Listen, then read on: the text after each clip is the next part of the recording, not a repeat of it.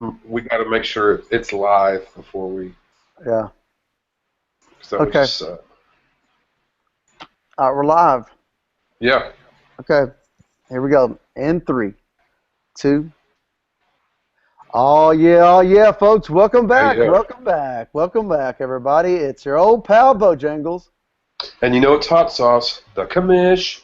Here we are, folks. We are back for podcast 4. Can you believe it? Of season 3, Man, podcast 4. flying through these things, flying through them, having a great time, bringing you FTFF what you need to hear. That's right. Love y'all. I love getting the hype built for this draft. I mean, this is the best fantasy football league in the country. Wouldn't you say, Kamish? Probably so. No other fantasy football league has a competition committee, does podcasts, and has had a member threaten to whip somebody else's ass in their cabin. That's right. And we've been going on forever. I mean, Sure. it's This is our 15th season. This is our 15th season. Unbelievable. And some of the things we've gotten so far in the first few podcasts, we've talked about the year of Jubilee. Yes. Of course. We talked about coined by Pizzazz. We had Pizzazz on, to talk through things with him, talk about his draft strategy. We had Lester's on to have some fun, talk about the draft, talk about his Olympic bits. Yes, Lester's might have been an all-time great guest on the FTFF podcast. That he just nailed it. He was great. Beautiful. And then in our last podcast, we had the great Tube Socks on as member of the competition committee to get his thoughts on stuff, which was just great. Loved that. Sure. Loved it so much Did it great. that we decided this week to have old Tube Socks come back. So welcome back, Tube Socks. What's up, fellas? What's up? I've been keeping my ears listening for your call. That's right. We got Tube Socks back. Tube Socks. Have you been sipping on some R&R? I have. I've been sipping on R&R. I've been sipping on Famous Grouse. All the quality liqueurs. Tube Socks has the highest taste of anybody in our league, right? Of food, drink, anything, clothes. I mean, he's got expensive taste. I don't know about that. I don't know about clothes. Prime time. Yeah, G's just called in prime. Yeah. As I age, every year I get closer and closer to dressing like Woodco. That's funny. One of the reasons that we want to have Tube Socks back is we really wanted to dive a little deeper into the competition committee and some of the reasons for its formation and some of the rule changes and things that happened this offseason, right, Hot Sauce? Yeah, there was a lot of things that went on, especially with the infamous Tank Gate and how Glorified G's constructed his roster, and then how following Primetime constructed his roster. But speaking of rosters, Tube Socks, talk to me about your roster and just exactly how you view it going into this draft, and who do you think is going to be there to pick? When do you pick in this draft? I picked number 5 in this draft. Okay. I'm pretty sure. So, talk to me about your roster real quick, and who do you think is going to be there? Who are you picking at 5? So my roster is fairly bland. I mean, I think obviously you have to look at the rosters this year in the year of meh a little bit differently because so many top-notch players are in the draft as opposed to being keepers like they normally would be. So everyone's roster is a little watered down aside from Wrecking Crew, who I think has the best roster, and then a couple other good ones, Bo, and there's a couple good ones, but mine is okay. I got Purple Jesus, so he's obviously always a wild card, even in his old age. He's still grown.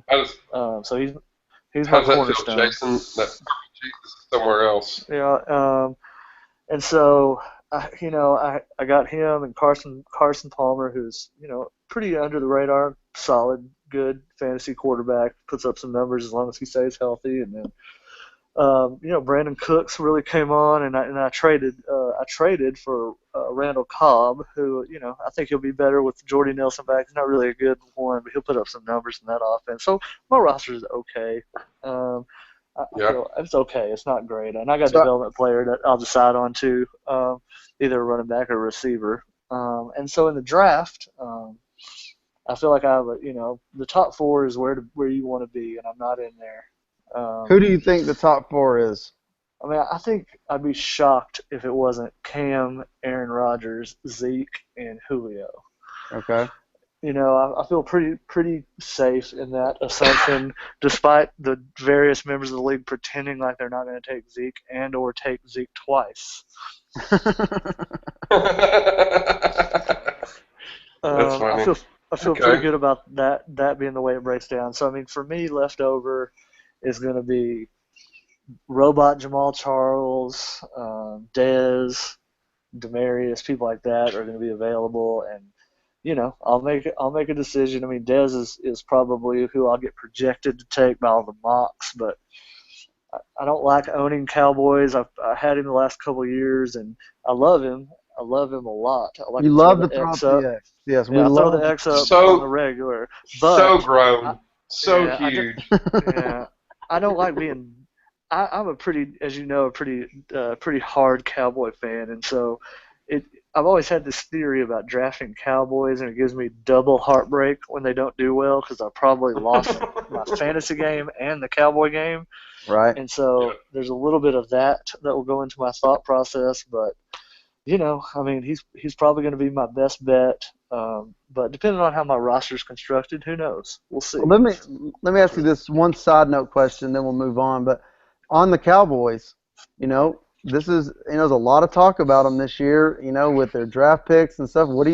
How are you feeling going into this season as a Cowboy fan? I feel good. I think that good feeling can go down like a broken collarbone at any point, and I think that's been proven. But I feel good. I think our running back situation will be better, and we'll be able to control the ball and milk the clock and keep that very suspect defensive line and secondary off the field. But I think we'll bounce back. We'll be a lot closer to 2 years ago than last year. I think that was an anomaly. So okay. Well, I was going to say, we want to get into something really big. I mean, in this next thing we're going to talk about, we're going to rip off some old scars in FTFF, aren't we, Hot Sauce? Yes, sir. And we're going to talk about a little thing I like to call Tank Gang. We referenced it earlier, and it's no secret that Glorified G's trading away Peyton Manning draft weekend last year was basically saying, look, I'm freaking done this year. I'm done. It turned out Peyton Manning didn't do so well, and so it turned out to be a pretty good trade for G's. Didn't have a good roster this year. Picked up a lot of injured players, holdover players. Traded for Kelvin Benjamin, who had a torn ACL, and finished he was competitive every week, or he tried to be competitive, but we all knew he was not, he wasn't doing anything to better his team. He was just riding his team out this year and finished at to get the first pick of the draft in the year Jubilee. Well, when it came to prime time in the same situation, week 14, prime time felt like, hey, Glorified Jesus has been doing this all year long. I'm not going to make the playoffs, so I'm going to do whatever I can to make sure I get the best draft pick possible. Right. And this was very controversial at the time. Very controversial, and it caused a shitstorm. And Tate was texting 50 times a minute. Everybody had their opinions on what was going on. Primetime was benching. He wasn't even starting players on his team, so he could take a loss and get the best draft pick possible on week 14 because he knew he wasn't going to make the playoffs. And so it came down. Everybody, Primetime was threatening to quit the league. Why is Glorified G's allowed to tank and I'm not? And then Glorified G's had to defend himself, and basically it was a big ordeal. And it came time, and the commish laid the law down. I swung my Mike Leach sword, and I said, by God, we're not going to have any more of this talk. This is what's going to go down. And from this situation, one, I think the league is better, but two, we've got some changes that I want to go over with you guys, and y'all talk about some of these rules I laid down and where they need to go.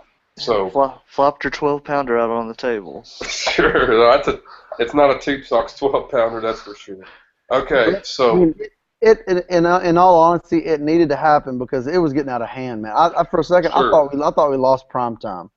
Oh, I did too. I did too. And let me if you don't mind me backtracking, I got a question for y'all. Yes, Not record wise, but do you guys think that in the perspective of a whole season that G's laid out the worst ongoing roster of all time? He maybe has. Okay, so here's the deal, guys. Glorified G's this past season scored 1,213.82 points. Okay? Now he finished with a respectable record. Okay? He finished at 3-11. That's not the worst record ever. That's held by a couple people, including 2002 Legends of Rodeo, which they finished 1-13. I'm pretty sure I did that too. The 1,213.82 points is the lowest score in Fallstown fantasy football history for a season. So yes, lowest score ever. Yes, absolutely. It was the worst points total ever in the history of our league. Wow. Bar none. Yes. Out of curiosity, who has the highest point scoring season of all time? Okay, so the highest points, the highest points in the season, that would be Primetime. In 2014, scored 1,956 points. Okay, that is a lot. Tube Socks, in 2007, you were second.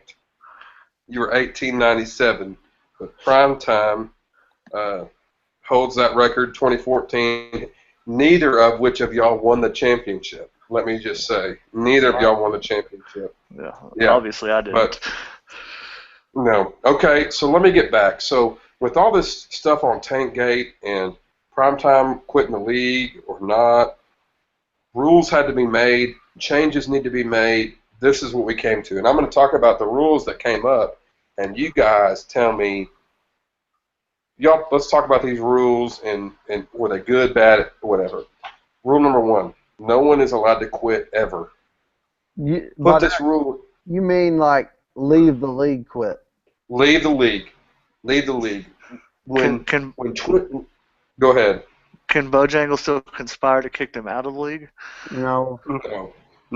When Twinks left the league, it was kind of so quick that nobody really knew what was going on. He left and Tate joined, and then when you had a chance to take a step back and think about it, it was like that shouldn't have happened. So we've kind of since then kind of made a pact with each other. Is look, if you want to quit the league, it ain't happening, because obviously it's fantasy football, but it's gotten to the point where it's more than fantasy football. We're not letting anybody. We made a pact that if someone wants to quit the league, the other 9 are not going to let them. That's a done rule. So if Primetime gets pissed off and throws a fit because he's a little bitch. Little bitch. Yes, and that's what got me in trouble with him earlier. I called him a bitch, and he got mad, and I shouldn't have said that, etc., etc. We're not going to do that anymore. Okay, we're going to move past that. We're keeping everybody in the league. I like Rule that 2. rule. Sure. Rule 2. Each team must have a full lineup each week, no matter what. And that was one of the problems this year with Glorified G's. He had some guys on his, he had some guys that were injured, that couldn't start, et cetera, et cetera. From now on, the rule is you have to field a lineup of 10 guys that are eligible to play. Now, look, every now and then you're going to play a guy that's questionable, and he's not going to play. That's going to happen. But you're not allowed to play a guy that's on purpose. You're not allowed to leave a roster slot blank because you don't have enough people. That's not legal. How do y'all feel about that? I think that's great, and not to get ahead of a rule you haven't gotten to yet, but not having some more roster flexibility should make sure that doesn't happen anyway. Yeah, sure. And I also think that with that, like with the the thing about the guys being questionable, I mean, it is going to slip through. You just have to make it known to everybody afterward or before, like, hey, I was a Sunday night game, blah blah blah, whatever. You have to give some defense of why that spot went empty if it happened. Sure. Okay, and then rule number 3, Tube Socks just reverted to it, but there are no more roster restrictions other than the following. Okay, you can't have more than 4 quarterbacks on your team. Okay, obviously we start 2.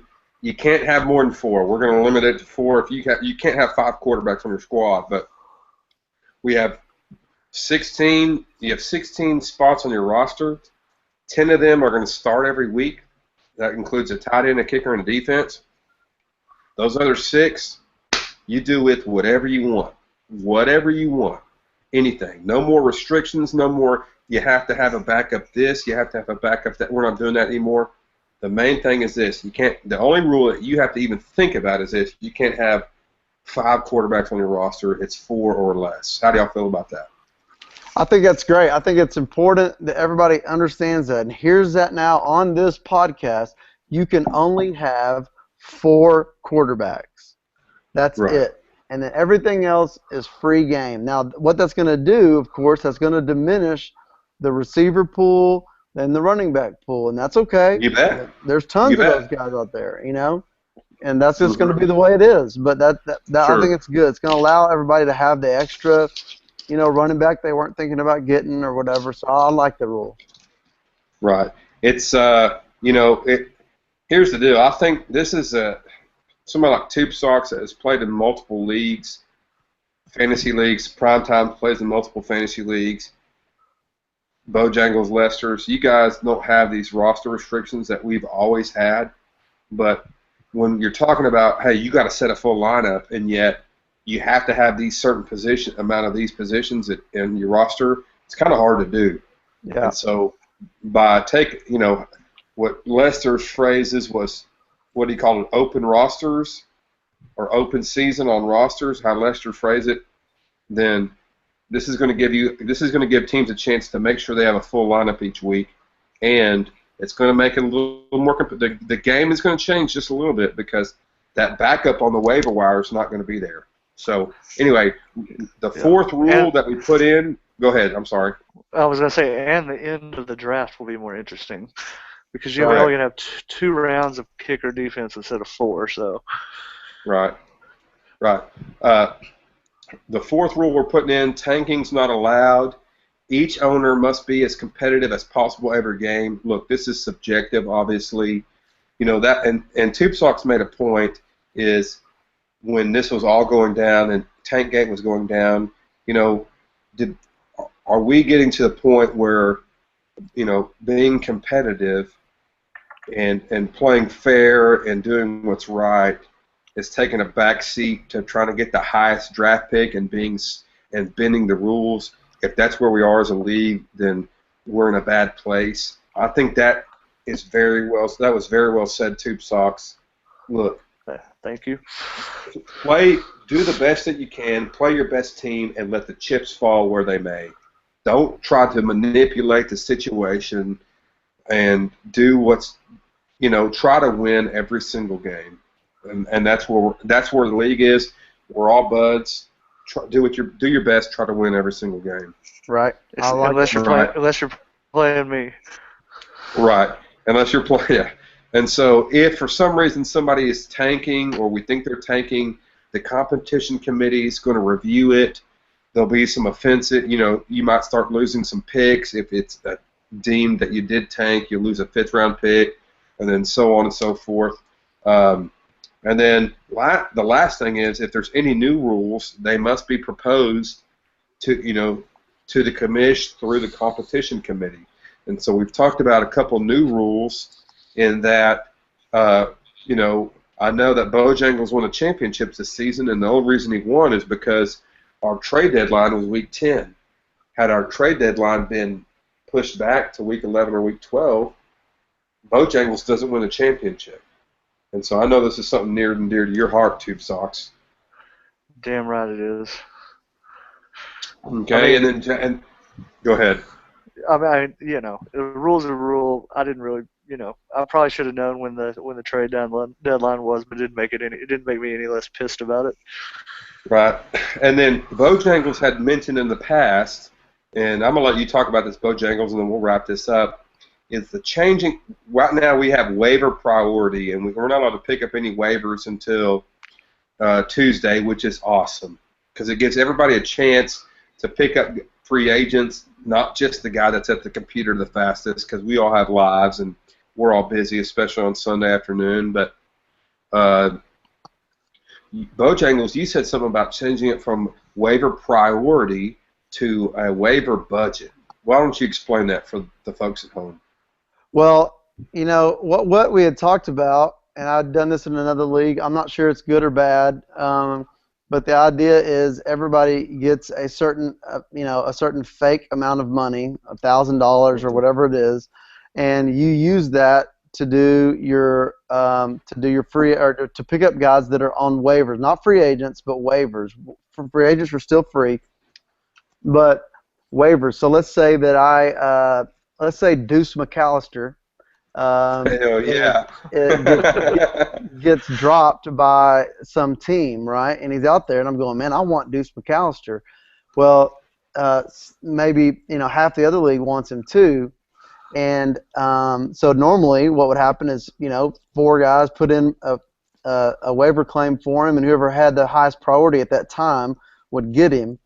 This other way would mean everyone would do a blind bid on said player. So let's say I want him, and I'll say I'll bid $200 on him, but it's blind. No one knows what anybody else bids, and then somebody else puts in $250 for him, or whatever your amount would be.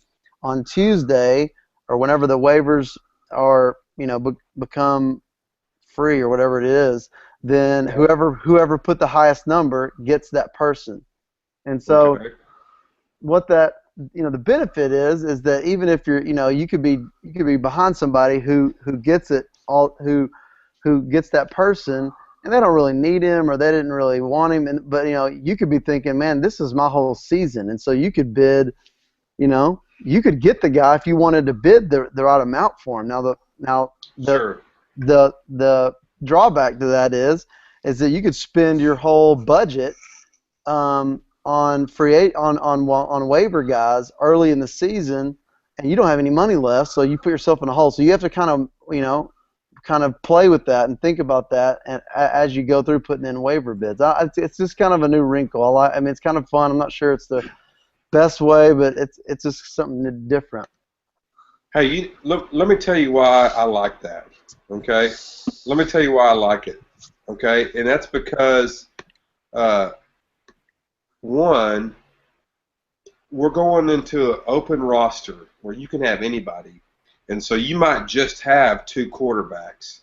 However, you have 2 quarterbacks, one of them goes down, and now all the money, how important that quarterback is to you versus somebody else who may be bidding on that quarterback to keep you from getting it.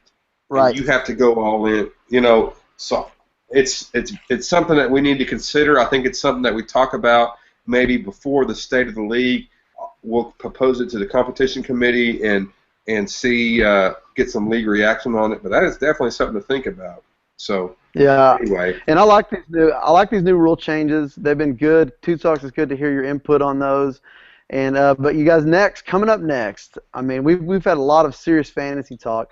This next segment is going to be fun. You guys are going to like this a lot. Tube Socks has proposed a very special segment regarding power ranking the fingers of your hand. So we're going to do that next. So hang with us. We'll be back right after this break. All right. So we'll come back, and this needs to be short, and it will be, and we'll all three go around and just give our highs and lows on those things. All right. All right, here we go. In 3, 2. Oh yeah, folks, welcome back. It's your old pal Bojangles. And you know it's hot sauce, the commish. Here we are, season 3 of podcasting, 15th year of Fallstown Fantasy. This is our 4th podcast, and we are back tonight with Tube Socks in the house. What's up, guys? What's up? That's right. That's right. Chilling, man. Tube Socks is just chilling. He's defeated, but we're gonna lighten the mood a little bit right now. Tube Socks has brought a very good, I'd say, hypothetical to us that he's gonna introduce to us and let us talk about a little bit. Tube Socks, take it. All right. So the hypothetical is for us to all rank the fingers. Now, Okay. I think it's a seldom thought of but very important topic. We use our fingers every day, some more than others. What's up, Sure. Woodco? So I want to say this: rank just we're just going to rank the 5 fingers on your dominant hand, because like obviously my left hand, all fingers are 6 through 10 because I can't even write my name left-handed. Okay. So I'm just going to jump right into it because I feel like it's pretty self-explanatory. So rank the fingers from number 1 to number 5. So sort of like fingers that you would, if you had to lose a finger, Correct. pick which ones you want to lose in order or something.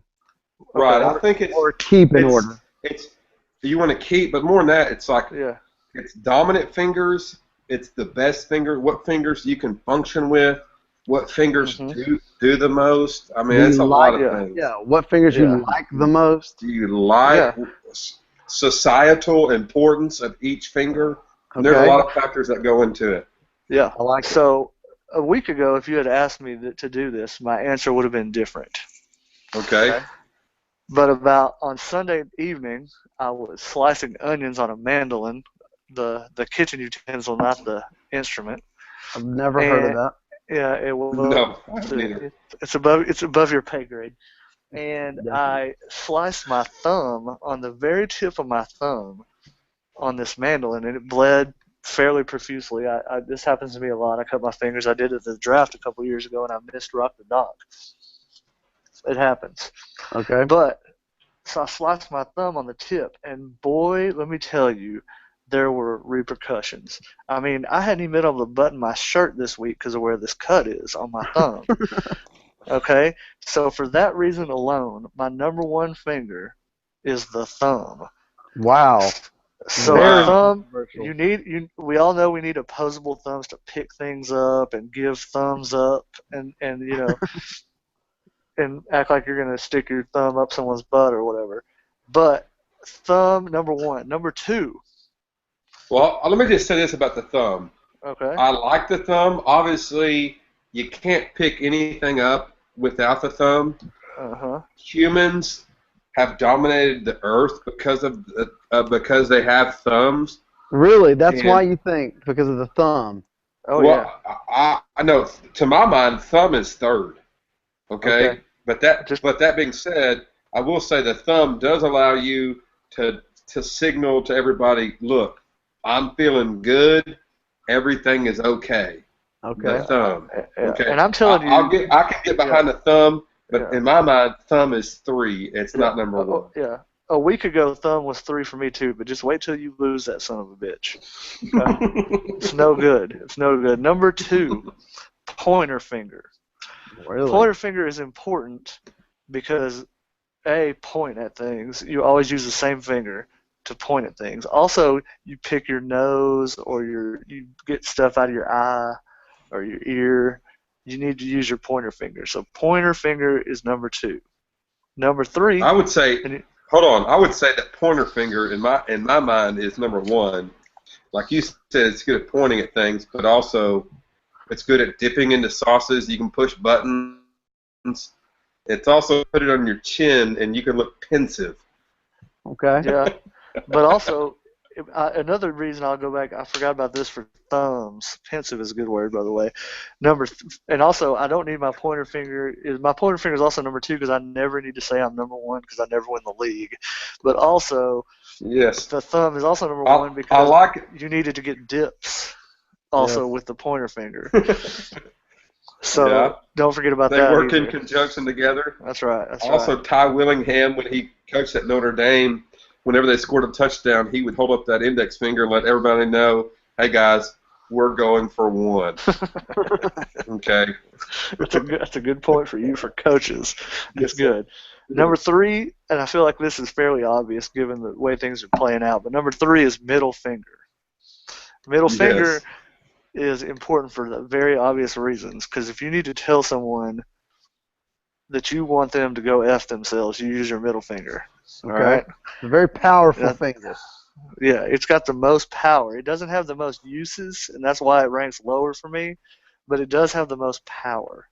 Okay. It has a lot of, it's the one finger that can say things. It's the one finger that you can say stuff with without having to. It says the most without having to say any words. That's right. That's right. And now I feel like we get to the point where, like, the next 2 fingers are the last 2, and you have a controversial, some would say, decision to make when you rank the last 2 fingers, the pinky and then whatever that other finger is called. I'm not really sure, but there's one reason and one reason only that I'll rank pinky number 4, and that is without the pinky, there's no 1 in the stink.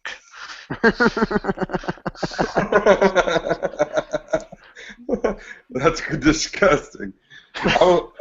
That's disgusting. Also, it's with a pinky. It doesn't do much, but it's fun to raise up when you're drinking tea, and it's generally inoffensive. So yeah, and you need it to do a few things like hook 'em horns and like the hang loose thing. You got to have a pinky. Yeah. So it has a lot more uses than that whatever that 4th finger is called. Mm-hmm. Which or if you're going for 2. Yeah, you can go for 2. You can do whatever. You can say like I love you in sign language, I think, with a pinky. Right. Yes. Which I'm always doing because I used to be into deaf girls before I got married. And last but not least is the stupid 4th finger. It doesn't have any use except for when, like you went to go to church when you were little and people would like want to flip you off, but they didn't have the balls to use their middle finger, so they would stick that 4th finger up. So dumb. Yeah. Yes, and it's also so spare when you do that thing where you put your middle finger knuckles together. It's the only 2 fingers that don't have the strength to pull themselves apart. When you have your 2 middle knuckles together, and you can't pull your ring finger apart because they're so weak. And does that, see, I don't know. I'm sitting here hearing y'all talk about this, and I'm trying to think about the ring finger, and I'm wondering, does it have a better purpose? Because as I'm sitting here doing this, I feel like I have the least. It can't bend the same way and do all that stuff, but for some reason, I feel like it's got to be underrated, right? No, here's the deal. Let me ask you this. When you first got married, because now, finally, everybody's married in Fallstown Fantasy Football again, okay? So so when you got married, everybody did the thing where they twisted the ring finger on they twisted the ring on their ring finger. Right. But after about a year, everybody has kind of forgotten about the ring that's on their finger, and nobody even you don't pay attention to the ring finger other than when you take your ring off. Okay. There's nothing that you do. You use the pinky more than you use the ring finger. The ring finger is so worthless other than it's basically a placeholder for the ring that once you're married for about a year, you quit fiddling with your ring and you totally forget about it. Okay, Hot Sauce. So you had some different opinions about than Matt did of the top 2 or 3. Yeah, I think pointer finger is number 1, generally because when you hold up a 1, you're holding up that pointer finger. I mean it's the best. If you didn't have the thumb, you can still show everybody that you're number 1. I think thumb is second, and then the middle finger, like Tube Sock said, is number is number 3, just because you can say so much with so little by just pointing up that middle finger. And then obviously we agree that the pinky is 4 and the ring finger is basically useless other than it's holding on to the ring that you completely forget about. So, yeah, but on your non-dominant hand also, which is, or at least for me. Yeah, sure. I think the only purpose that the ring finger ever served was when you were out trolling for poon. You would always look at the girl's ring finger and see if there was a ring on it. Trolling for poon. I can't say I did that a lot. Trolling for poon. Golly. Well, listen up, Tube Socks. It's been great having you on. Thanks for bringing this finger discussion to our consciousness. It's been great having you on. It's been a great 4th podcast, guys. What do you say? Yeah. I love you guys. Yeah, great. A lot of info. A lot of good stuff here. Listen, guys, it's been a great time. Thanks for hanging out with us. We'll be coming back soon for Podcast 5 because we're getting ready for the Year of Jubilee draft, getting ready for draft weekend. I'm bringing the trophy. I'm bringing my fans. It's going to be a great time. So, folks, thanks for hanging out with us, everybody. Just remember, it's been your old pal, Bojangles. And it's hot sauce, the commish. And our old pal, Tube Socks, been with us. What's up, guys? That's right. Hey, guys, thanks for hanging out with us. We'll be back soon. We'll holler at y'all later. Peace. That's hilarious. Tube Socks. Hey, what's up, guys? You gotta stick with your greeting. What a bad ender. Hey, what's up, guys? Worst sound off ever. Oh god. Well, good times. Good job, guys. Okay. We'll get those out soon. I'm gonna stop this. When are you releasing the second one? I don't know. Leave? I think like sometime early next week or something. Okay. All right. Well, good times. We'll see you.